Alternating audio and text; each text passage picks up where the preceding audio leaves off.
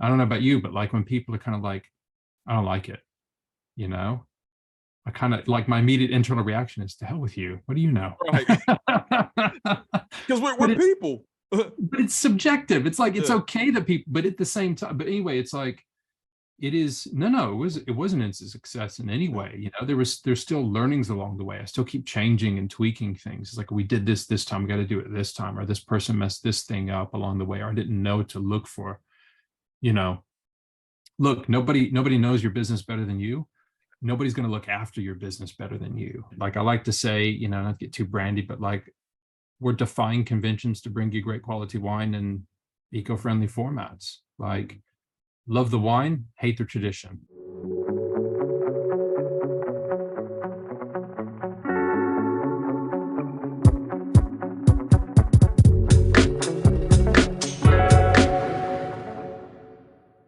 All right, welcome back to the Liquid Entrepreneur podcast. This is going to be a special one, if for anything else, the fact that we probably rehearsed this a few times with some of the technical difficulties. But no, I am extremely happy to have and honored to have a guest today from all across the pond. My first guest from across the pond, Mr. Leslie Owensby. Leslie is the founder of Defy Wine. We're going to learn a little bit about Leslie, a little bit about his product, and you know, just what's going on in his world. You know, and Leslie, look, I said welcome a few times, but let me say welcome again. Welcome. Thanks for joining me, and thanks for not leaving. Not gonna leave, not gonna leave. I mean, it's been some technical difficulties, but I've enjoyed spending the time with you. So it's been great. Thank you so much for having me here. Absolutely, absolutely. Now, we started to talk about this before, but I'll rewind a bit. Mm-hmm. I believe there was someone who linked us on LinkedIn. So interesting, actually using LinkedIn as its design to actually connect and link in with people. So when I started the podcast, there was some folks that I reached out to and told them that, hey, I wanted to start this podcast. I wanted to interview founders and owners in the beverage space. And a handful of folks reached out, and your name was one of the names that came back to me saying, hey, you gotta talk to Leslie. And I'm so glad I did. That's how we met, right? It was through LinkedIn. Yeah, it was. And it was become, I guess one of these, we're kind of virtual friends, right? Right. I mean, just for the sake, because we've only ever seen each other like this on a video Right. screen, and the guy's the same. It was Hardy McQueen, to give him a shout out. Really, really great guy. Happens to have a can wine company in South Africa doing some cool stuff. Super supportive, really collaborative. And he and I have had, I thought I had my do not disturb on, and I got a phone call coming in. It's fine. Hey, we live life here. So it's actually my one of my guys on my New York team actually calling, but I can speak to him later. It's no problem. We speak all the time. No, and it was Hardy that kind of said, speak to Leslie. And of course I went back and said, if you haven't, you definitely got to speak to him. But hey, we met on LinkedIn. You and I met on LinkedIn. You can even use it what it was meant for, which is great. Absolutely. So I'm definitely glad that we connected. I got a chance to learn a little bit about what you're doing, and I mean, I think it's a fabulous start. And I say this all the time, even though we are in the beverage industry, our journey in our day to day is not that different than anyone else who is starting a business or in a business, whether it's in whatever industry it is. So it's a lot to learn from each other and a lot to connect the dots on to help collaborate. So I think this is an amazing opportunity for us just to peel back the layers a bit and get to see how do we get here, Yeah, exactly. Because I don't want to jump in head for what you got, but I never worked in beverage before I did this. I never worked in CPG. I had an interest, had no idea about any of it when I started. So yeah, I mean, we're all just people figuring stuff out. Is what you find out the more you speak to people. Yeah. Yeah. So let's talk about that. So where to begin? Where did you grow up? So I grew up in the States. I grew up in South Texas.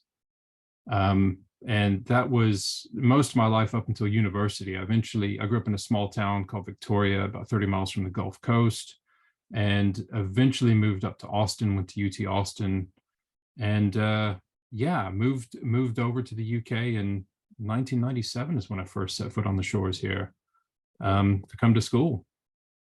That's a brave move. That's a brave move. It is actually. I came here with a backpack and at the time a bunch of CDs because I had to have my music. Yes, yes. And that's what I arrived with as a student here. Yeah. What were some of those CDs, Leslie? Oh gosh, you're gonna test me now. Right. So I hope it's not too cliche, but one of my favorite albums of all times is Miles Davis's Kind of Blue. Oh, that's classic. Absolutely love that. I had James Brown's box set when it came out on CD. Absolutely love that one as well. I got a range of stuff. Led Zeppelin, Otis Redding's one of my favorites. For some reason, just the hot summer nights in Texas, friends and I, Otis Redding songs just always takes me back there. Lots of other things as well. But yeah, there was a we don't want to get into that because I'm just gonna be sitting here listing bands and concerts and everything all day long, and that's not going to be a very interesting podcast. But yeah, so I had to have my music with me. No, I love that. I actually love that. That's an eclectic mix. So you said you moved. You were in Austin, outside of San Antonio. You moved around a bit when you were younger. A little bit, yeah. My dad was in the Army. He joined the Army to pay for school. He and my mom grew up, in a small poor town in southern Alabama. Yeah. And he did that to kind of go to school, and we moved around for a little bit. When we got out of the Army, we were in the Army for a little bit. When we got out, we kind of wound up back in Texas. That's where they wanted to settle. So we were there. And I know you asked me before, and I'll what brought me to the UK. Yeah. And the story I always like to tell people is I love my mama. I really do. But I think she wanted to get rid of me because I grew up, even though she comes from the deep South, she comes from Mississippi initially. She was born and raised part of her life there, and then Alabama. For some reason, old British comedies are what tickled her funny bone. She wasn't watching any of most American shows. So public access television was showing old things like, if anybody knows, like Red Dwarf, Are You Being Served, Faulty Towers, things like that. I changed my major. I didn't know what I wanted to be, what I wanted to do when I was going through high school.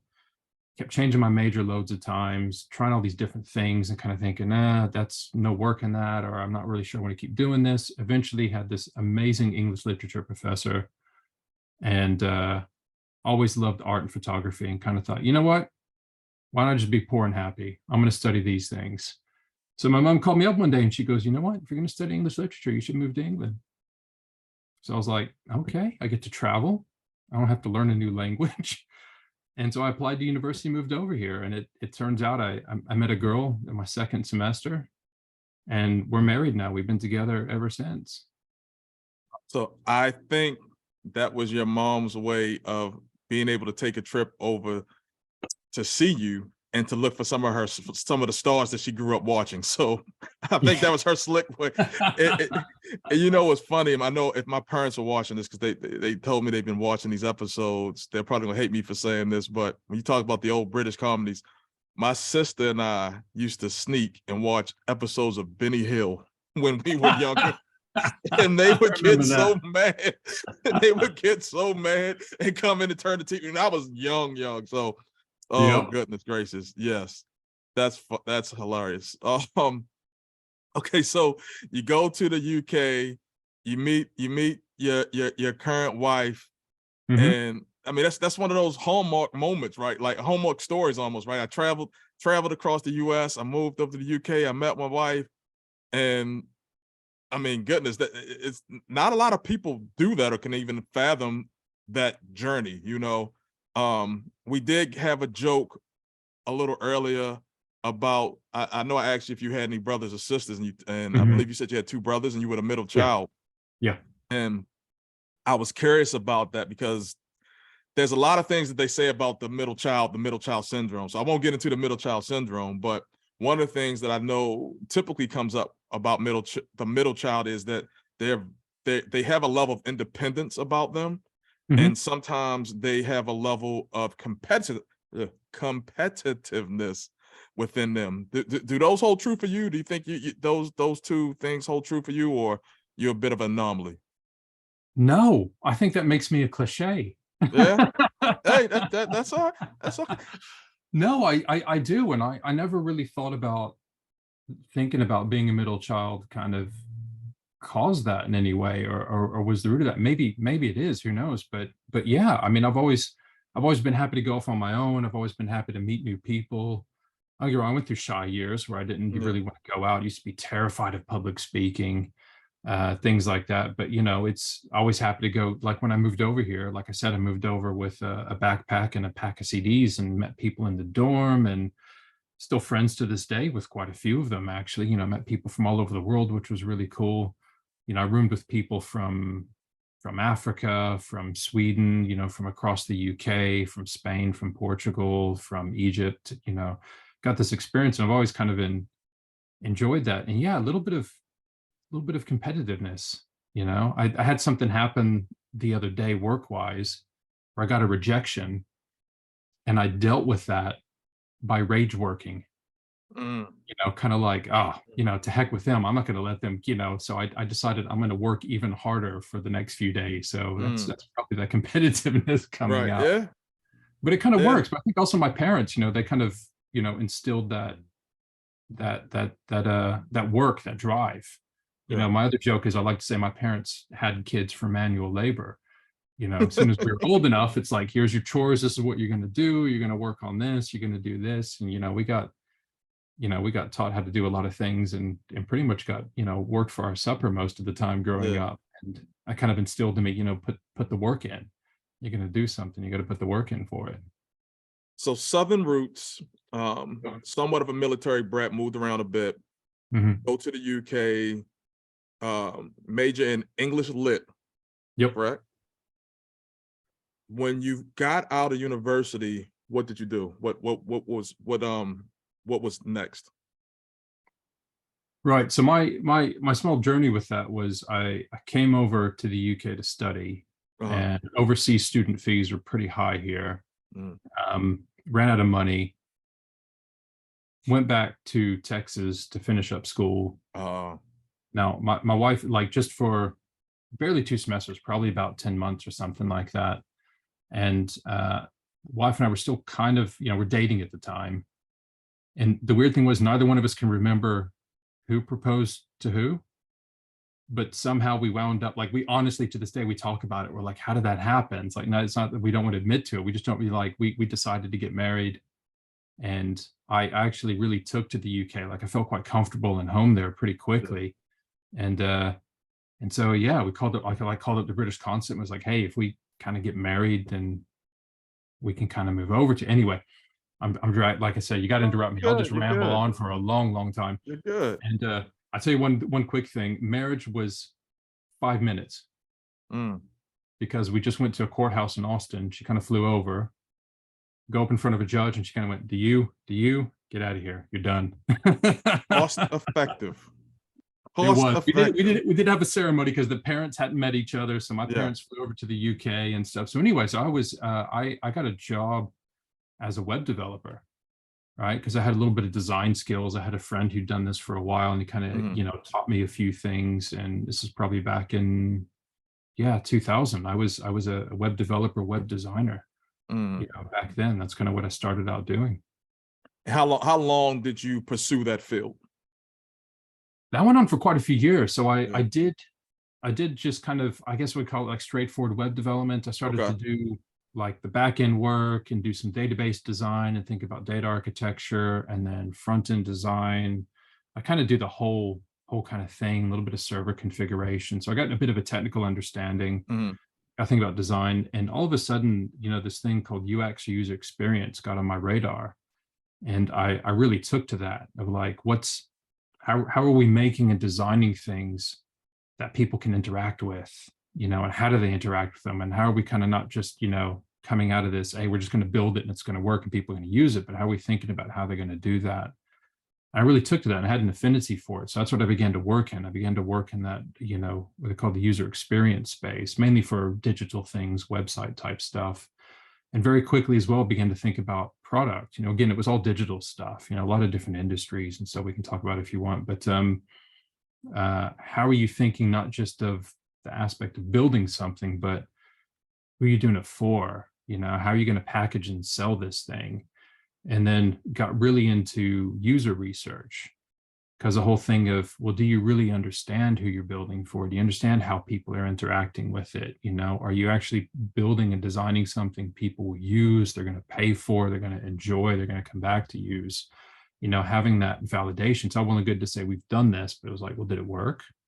Was it effective? Was it a good return on investment? Was it good, did people like using it? Did people leave? That type of thing. So I began to put all those together and just work in different industries as a consultant, doing sort of product development, user research to back that up, to like design and build products and services people use to uncover unhidden needs, that type of thing.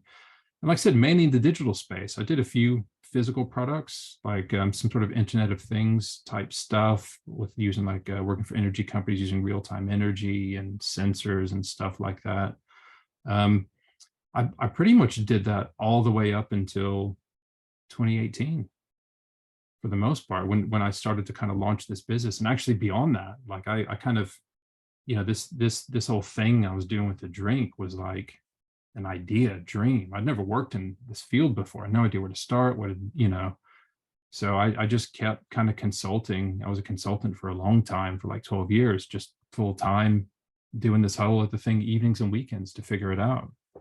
Yeah, I was going to ask you. So you were consulting. Were you working for a company as a consultant, or you were independent? Like, was this an entrepreneurial road that you were on as a consultant, or was it an actual company that you were consulting for? Yeah, so it was kind of a mix. Initially, I was kind of thinking along, do I want to build up my own agency, And there was at the time, it seemed to be, there was a number of people who were building these kind of design product agencies and then selling them. Accenture was acquiring quite a few, across the world, and different people like that. And I was like, oh, that's a way to kind of build something up, do this work, make a pot of money at the end of it. But I was an independent. I went to companies, like I said, in energy, fast fashion. I was the head of research for a fast fashion company. They're global, but mainly based in the UK.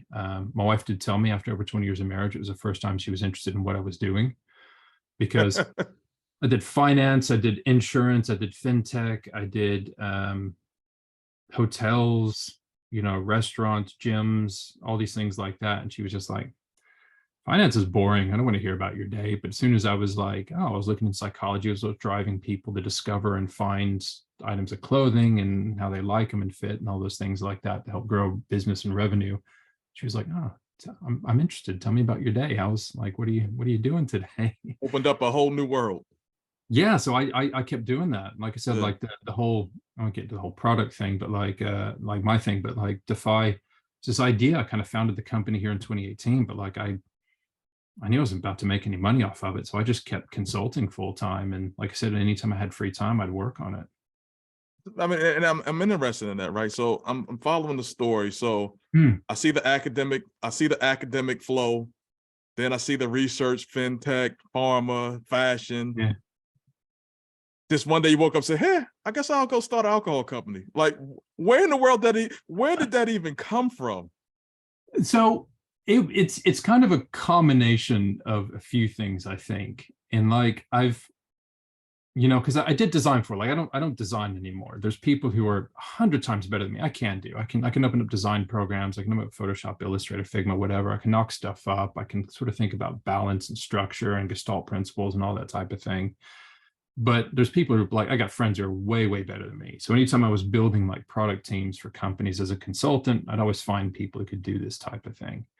But I always had this like draw to design. I just loved it. And I for some reason, I think a lot of us, like, I've been drawn to, I didn't know it was called CPG at the time, but like packages and products. I would love going into stores and seeing how someone designed this cool box. Like if it was a soap, you go into these like really cool boutique stores and stuff like that. Did they emboss it? And what does the texture of the packaging feel like? Or did they use kind of like a metallic foil over part of it? And how are they presenting that?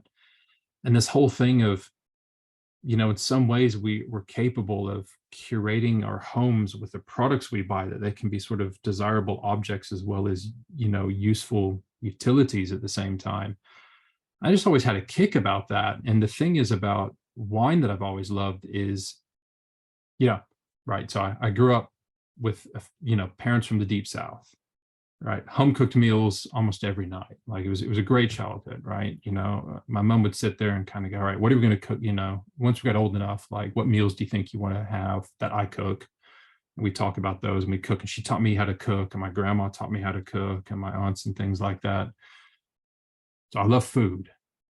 I love making food. I love eating food. And there's very few foods, I think, that are meant to be packaged, right? Most, like, I'm sure you could buy a steak in a can, but you don't want a steak in a can, you want a fresh steak, right? You want fresh vegetables. So you want it cooked there. But wine is one of those things that it's kind of meant to be packaged. And it's like, if you plant vines, which there's established vineyards out there, but it could take 3-5 years before you know if they're going to take. And then you still got to like harvest the grapes and make the wine. So you got all this kind of tradition, science, and chaos that goes into even getting your raw materials. There's different ways of making it, but it's meant to go in a package. And then you can kind of design that package. So I can take this thing, and this thing's done in like the sunny hills of Italy and packaged up, and then I can have it on a cold, rainy night in November in London and enjoy it. Could send it to Texas on a hot summer's night and enjoy it there. So it's this whole really, I just got a huge kick out of that. And talking to a friend who had this other idea of like, oh, can we kind of change the way like people perceive? It's like, don't get canned wine, box wine's been around for a long time, but like, let's not make this grocery. Kind of wanted to make this like accessible product thing. And I was kind of like, I like the idea of having this physical thing, kind of designed it. I've thought about what goes into it. I thought about the way it's presented to you, so you can take it and you can go enjoy it. Because I always like that fact that I take something that you've made and I get to enjoy it myself. It becomes mine for a while. And I kind of wanted to figure out how to do that, because I when I started to drink, I didn't really like wine. It was all the things I just didn't like about it. I didn't like the way it's presented. I didn't like trying to find the right taste and all that type of thing. So anyway, that's what kind of got me into that. But I just always love like packaging and goods and products, and like, because they kind of make it more or less appealing. You strip all that away and you have the same thing. You take sourdough loaf of bread and you strip the packaging and branding away, you've got a sourdough loaf of bread. Right. Wine's the same. You pour wine into a glass, you take all the branding and packaging away, and I give you 5 red wines. Most of us, we're not going to tell the difference. It's red wine. But it's kind of cool how you can kind of put all this stuff together. So that's what I wanted to kind of look into. So I'm a bit of a sneakerhead, or at least I used to be at one point. And I can imagine going to my wife and saying, you know what, I think I want to start designing my own sneakers. She probably would have killed me. What was that conversation like with your wife and your family? We said, you know what, I think I'm going to start a wine.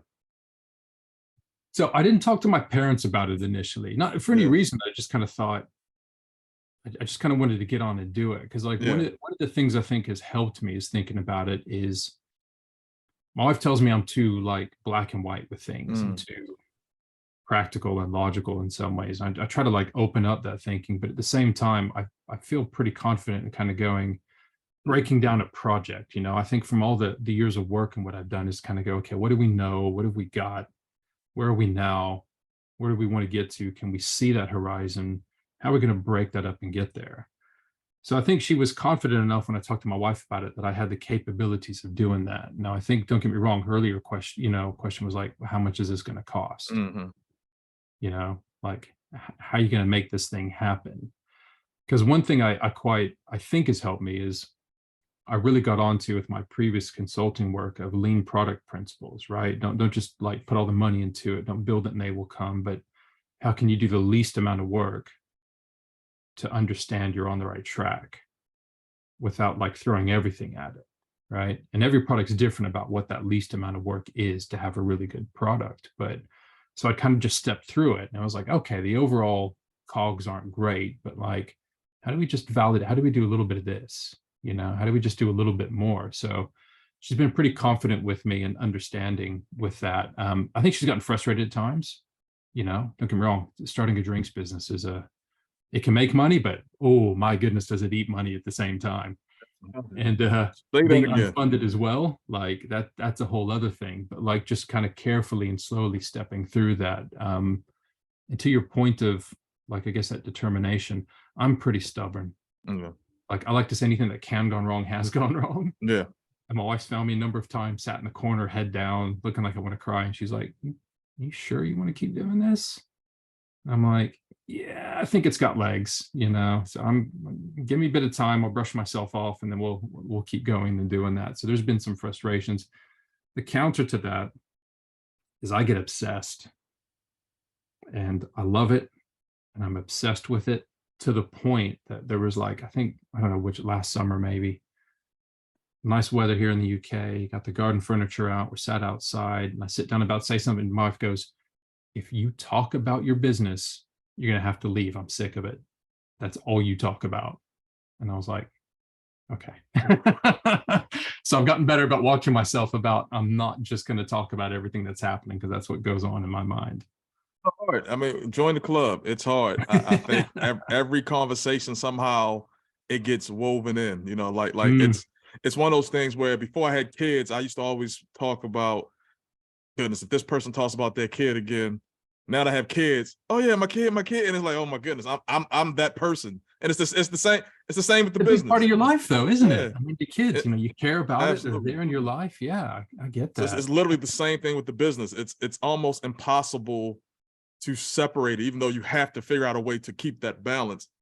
It tends to organically come up in conversations, and do you find that for yourself as well, like with your brand and things like that? Is it keeps coming up in your mind? Absolutely. Not that you're trying to talk about it, but it's almost like is that the same thing for you? It's like absolutely 100%. You got a list of things that is going on, and you're thinking about this, and 100%, because I think part of it is because, especially when it's your business, it's not that you're thinking about the brand, you're thinking about the business and the brand. And everything you do is connected to one or the other in some way, shape, or form. The time you spent here, you're thinking about, okay, I gotta remember to call this person tomorrow. If you're out in a restaurant, you're looking and you're looking at the bar and seeing it happens organically, right? If somebody's walking down the street with a cool shirt on, it's like, I wonder if I can create some merch. Like, I mean, I stopped trying to fight it and just try to work with it at this point. So how often, I don't know if this happens to you, I'm wondering, like, how often are you at a place that like has drinks and you're kind of going, hey, is the buyer around? Like, is the head of F&B here I can kind of speak to real quick? Like, you kind of look at it, you don't mean to be, like, you're out socially, and all of a sudden you're like, hang on, this is an opportunity. Every time. Every time. Not some of the time. Every time. Every time. Every time. Thinking about it. Fantastic.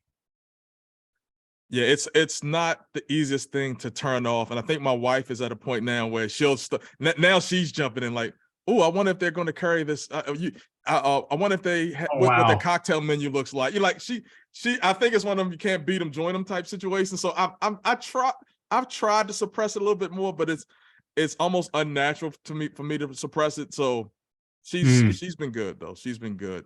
Oh, that's good. That's good. So I'm playing back again, the pharma, research and development, fintech.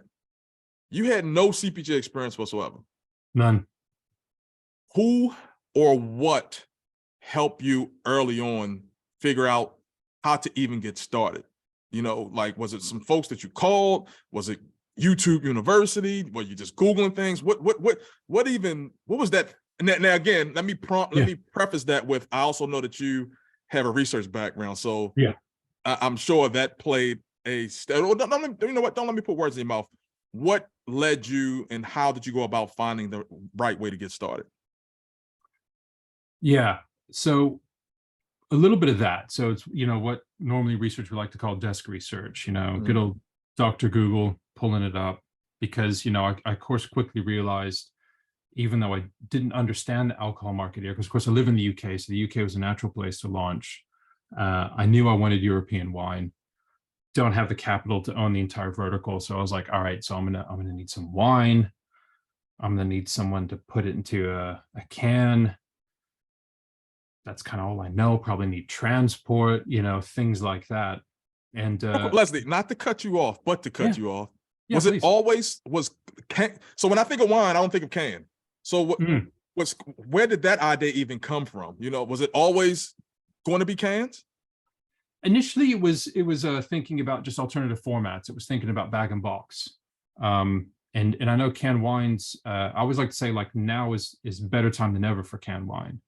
More people are opening up to it. You know, it's still new in a lot of ways. I still meet people who walk into supermarkets where I'm listed, and they're like, I'm doing a tasting, like, I know the canned wine existed. And I was like, look, I know it's been in here for years, so people just don't know about it. But initially, it was just trying to think about alternative formats. It was like, because I think there's that thing of, you know, if you see a bottle and you see a wine glass and you see a bottle, like, I think your mind goes to something. You're already like clued in. You're like, all right, I know what that is. And I think sometimes you get locked into thought patterns that way. I remember, as really, really random, but I remember hearing the director Ryan Johnson. I always call him Rain because of the way his name's spelled. But one of his earlier movies called Brick, that he had Joseph Gordon-Levitt in, I absolutely loved, because it was like a hard-boiled 1950s detective noir shot in a modern day American high school with teenagers, you know, and they had the same language and stuff like that. And so I remember in this like interview, someone was like, why'd you do that? He goes, because I think if you see black and white, you see an old guy in a fedora with a cigarette, you know, glass of whiskey, you immediately kind of go, okay, it's one of those. And you kind of assume a lot of stuff. So he wanted to change that up to provide the experience, but in a way, you know, so just trying to think about something like that. And cans quickly came into it for me, because I'm a lightweight when it comes to drinking. I can't drink like I used to. Mm-hmm. So, you know, let's say it's a lovely sunny Sunday afternoon. If I open a bottle, I want to sit out in the back garden. I don't drink on a school night. I don't want to drink the whole thing. It's going to go stale before I hit Friday night. So I was just like, well, this means I can have a single serving, you know. Wife and I have to say, I want a rosé, she wants a red. We don't, you know. So I kind of thought, look, this just seems cool. And the more I looked into that, I saw all these other kind of benefits, like eco-friendly and all these, you know, space and things like that, carry it with you. So I kind of got hooked on that. But yeah, like, most of the stuff was like, legally, what do I need to do? Like, what licensing do I need? What approval from the government do I need? Like, where do I store it? Like, I had no idea about like duty suspended warehouses, you know? So it was some Googling and then talking to people. And one of the things I learned a while back was, don't be afraid to ask for help. Yeah. So I created a new LinkedIn profile separate from my consulting. I began to connect with people. I began to have conversations. I began to reach out. Anybody, it doesn't have to be alcohol, anybody in the drink space. Yeah. Like, how are you doing what you're doing? Any advice? Things like that. Like, you know, looking back at the things I didn't know then compared to now is incredible. You know, I got a friend, he's years ahead. He's got a canned cocktail company here, and doing really well. I remember him asking me questions, and he was like, how are you going to serve a supermarket? And I was like, I'm going to sell them wine. What are you talking about? That's like the stupidest question. He goes, no. Here's 5 things you need to think. I was just like, Right. oh, wow, I have no idea what I'm doing with this, you know? So it was just that bit of trial and error and a bit of kind of like learning. You know, I spent a long time in research and development, because like I had this thing to where product market fit is when someone goes, take my money. Mm-hmm. And then they do it again. And I wanted to make sure I had that. And from my kind of like operational part of my brain, I wanted to make sure, like, could I get my wine here in this package and over here? And does it taste good? Mm-hmm. Like, can I prove that I can do that? Am I working with the right people at every step of the way? So I just spent a lot of time like, let's try it again. What didn't work? Okay, let's try it again. And so there was talking to people, trial and error, things like that is what kind of really pushed things along. You know, someone had that quote. I quote everyone else. I don't have any original ideas here, but like, you know, someone said, I think it was like this other podcast, like, what would you want on a billboard? And this woman said, you know, screw the unicorn, be the workhorse. Mm, 99% perspiration, 1% inspiration. It's about turning it up day after day, putting the work in, figuring it out. It's not like you're gonna have one great idea and that's going to solve it. So it was like, make my plan, make my list, work through it, know it's going to change, and just kind of keep going through like that. So you get things rolling. Was it instant success out the gate? No, You mean it? You mean it's not instant success? It is a constant struggle, right? Like it's one of the, and everybody says this, like if I knew what I know now, I still would do it again. Because even my wife, she was like, because I don't want to jump the whole business thing, but like the plan is build it up, sell it, do something. She's like, what are you going to do? And I was like, I'm going to do something else. It might not be drinks, it might not be alcohol. It's like I'm going to do it again. I got a friend I'm talking to about different like health foods. I love it. I love making my own thing, but it is a lot of work. Like I said, there's days I'm just feeling it. I'm feeling down. I'm feeling beaten down. I'm feeling rejected. It's that whole thing of like, get used to people telling you no, right? There's that trick somebody came up with of like, if you're buying coffee, ask for a 40% discount, right? Get used to it. It's not personal. They say no, it's a business decision. Let's try to get used to rejection. Like, and hey, if they give it to you, 40%, 40% discount, great. But like, it still hurts. I don't know about you, but like when people are kind of like, I don't like it. I kind of like, my immediate internal reaction is, to hell with you. What do you know? Right. Because we're people. But it's subjective. It's like, it's okay that people, but at the same time, but anyway, it's like, it is, it wasn't a success in any way. There's still learnings along the way. I still keep changing and tweaking things. It's like, we did this time, we got to do it this time, or this person messed this thing up along the way, or I didn't know to look for, look, nobody knows your business better than you. Nobody's going to look after your business better than you. Like, I initially thought very naively, in this day and age, I could drop ship this stuff, right? Like, because this is before the pandemic, right? No shipping issues, no, I push a button, it's going to go from here. Like, nobody was doing it. Like, there was no completely connected chain that I could just buy into. Like, I had to, people are doing similar things, but I had to build my own supply chain.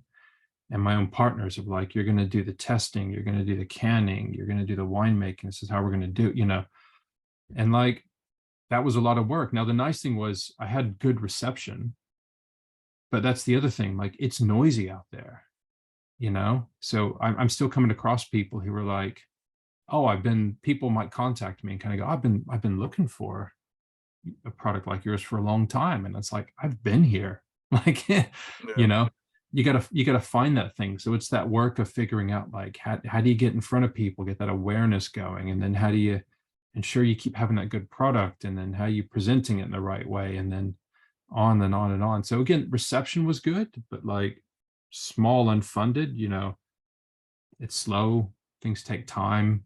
Like, I had it happen before to where I wasn't watching my stock levels properly, and all of a sudden had an uptick in sales.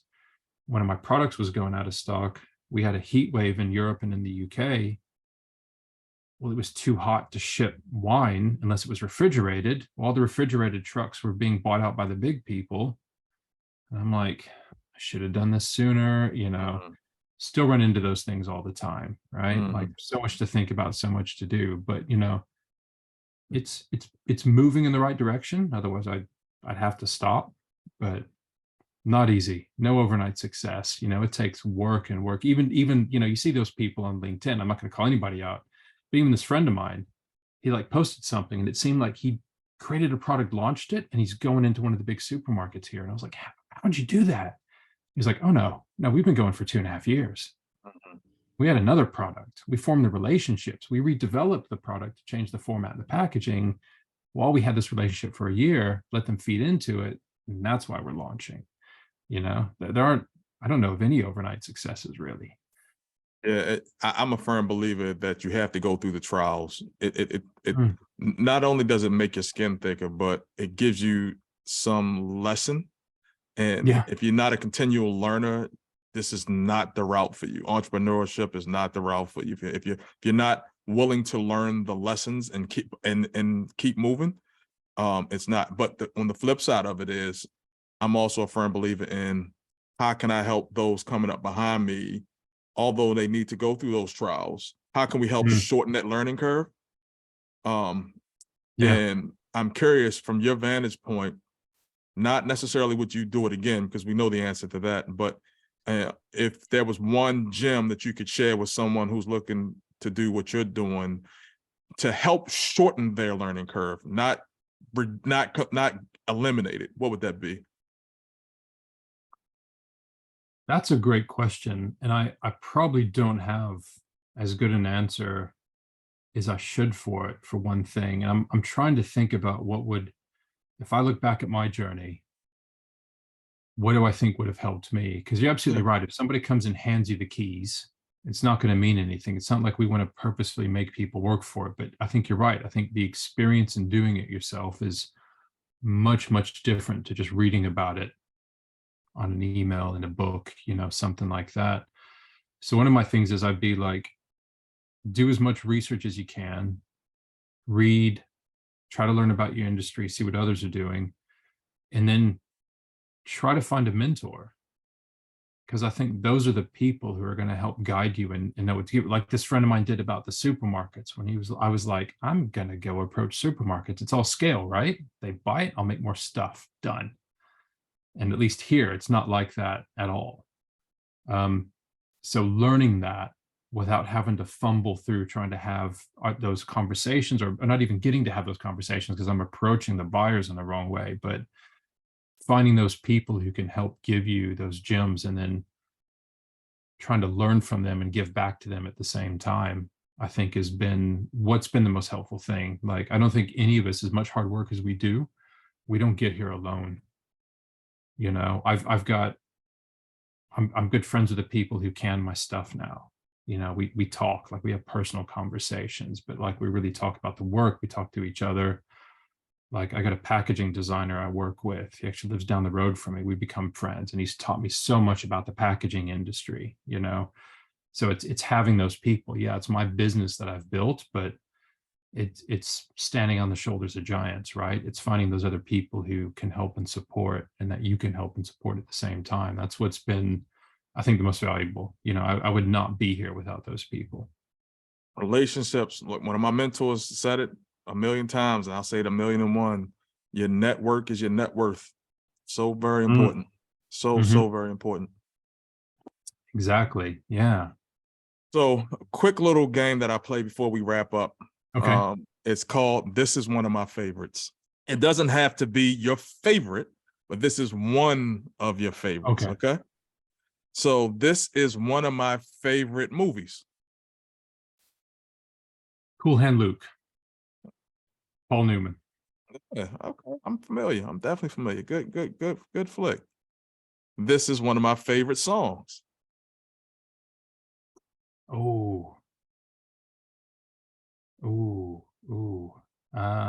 Probably a cliche, but I mean, I could listen to it, and I have over and over and over on repeat. Otis Redding, Sitting on the Dock of the Bay. Okay. That's one of those songs that I love it, but you could put it on and I could repeat 10 or 15 times, and I'm not going to get upset about that.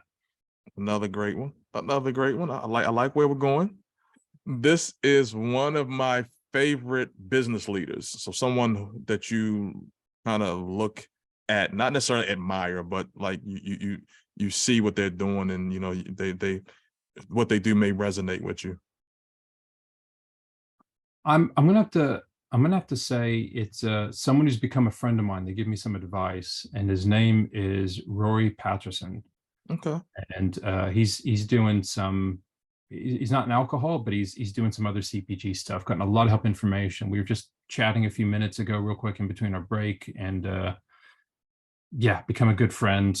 Really helpful. It's nice because I'm kind of a bit of a solo entrepreneur still, and it's great. I guess sorry, that's one of the other things I want to touch back on. What you asked about what's be good.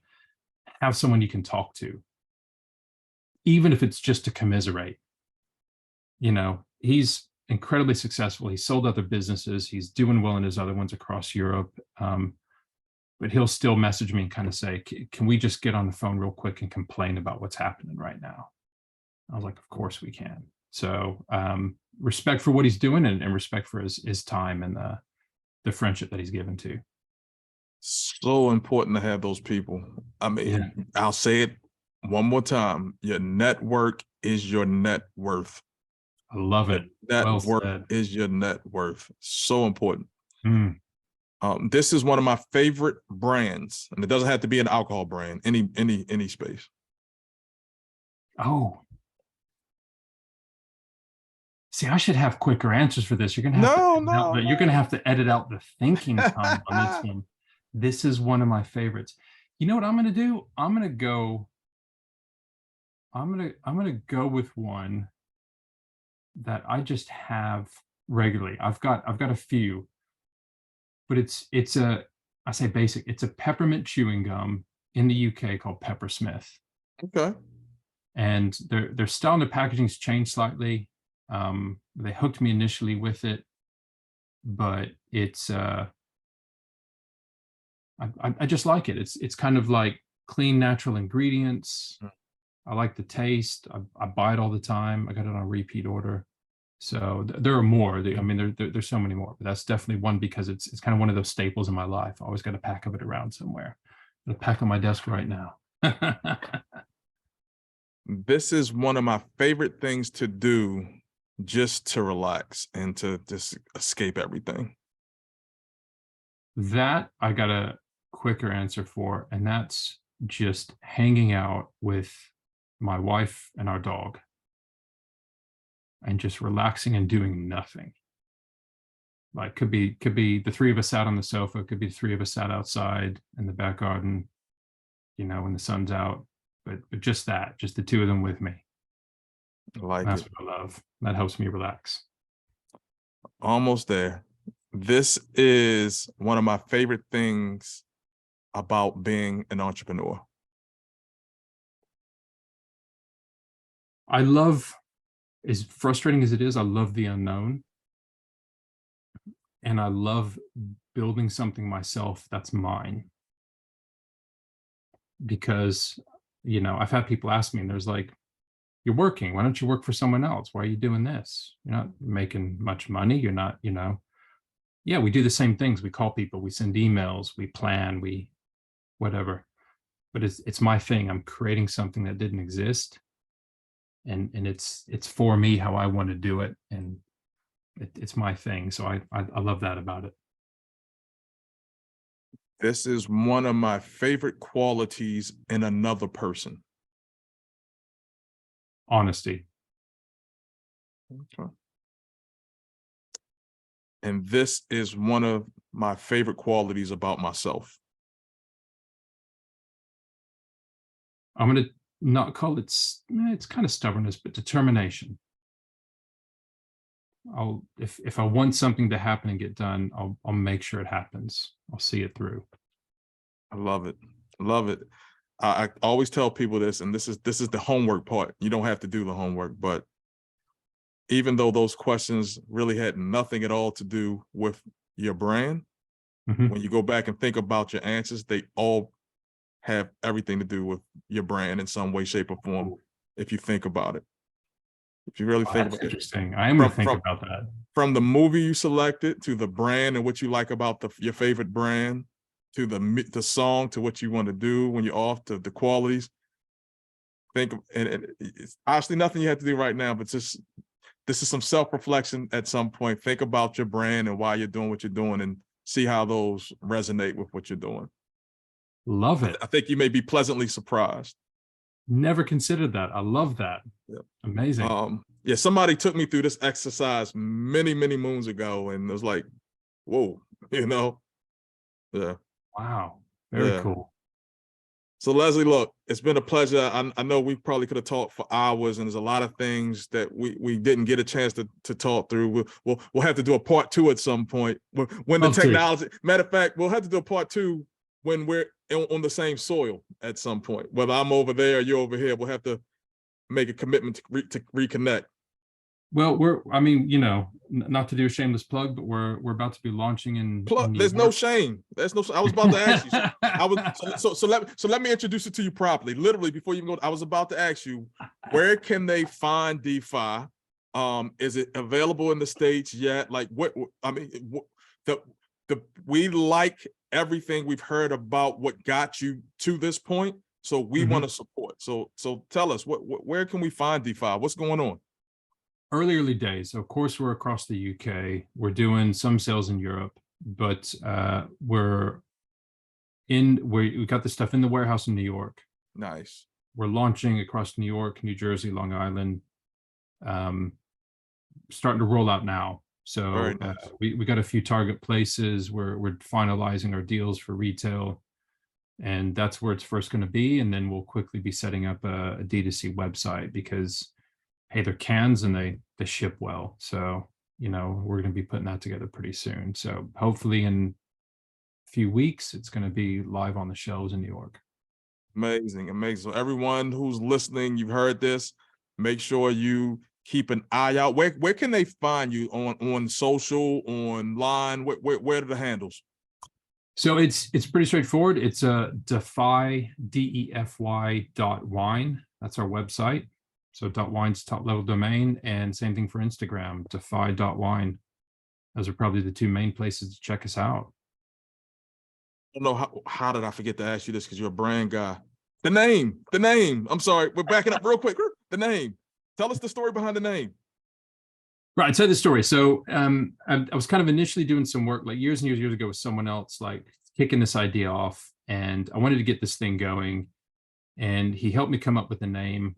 Couldn't come up with anything we wanted, didn't do any kind of proper brand work, a little bit of friction, and got a trademark challenge in the UK. And I was like, you know what? I don't even like the thing anyway. They can have it. I ain't gonna challenge that. Take it. Don't care.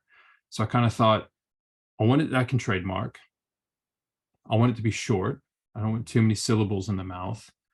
And also I did my own little brand exercise and I liked it because it's defiant. Like I like to say, not get too brandy, but like we're defying conventions to bring you great quality wine in eco-friendly formats. Like love the wine, hate the tradition, So it kind of came from that.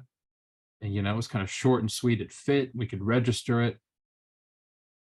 Like the style, it fit into the whole simplicity. It's not something people would expect for the name of a wine brand. So it works. It works. Leslie, it's been an amazing time with you. We got it in. Thank you so much. I appreciate the opportunity. I love speaking with you. Even hey, we got to spend more time together today, and I'm not going to complain about that.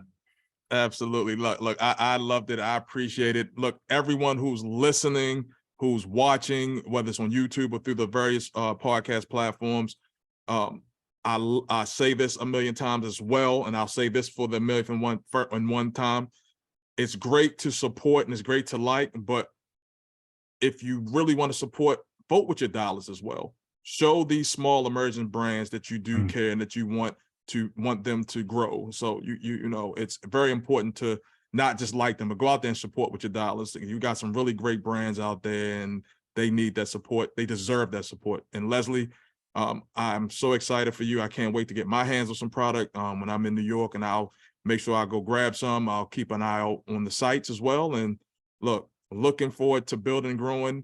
If there's ever a way that we can support each other, you definitely have mine. So with that, I will give you some time to enjoy that heat that's going across the UK. and until we talk again, guys, remember, subscribe, press the like button. We'll just keep them coming. So Leslie, I appreciate you, my friend. Thank you so much. I appreciate you too. Really appreciate it. Cheers.